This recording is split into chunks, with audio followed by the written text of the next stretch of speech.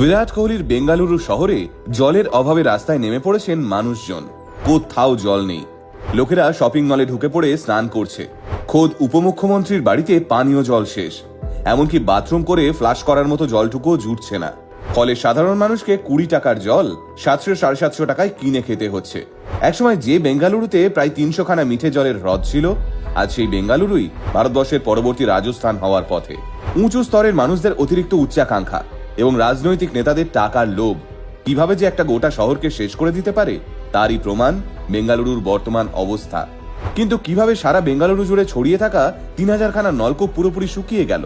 তাহলে কি খুব তাড়াতাড়ি বেঙ্গালুরুকে ভারতবর্ষের প্রথম জলশূন্য শহর হিসেবে ঘোষণা করা হবে?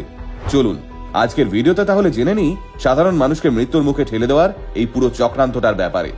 বেঙ্গালুরু শুনলেই আমাদের প্রথম মাথায় আসে বিরাট কিং কোহলির রয়্যাল চ্যালেঞ্জার্স বেঙ্গালুরুর কথা।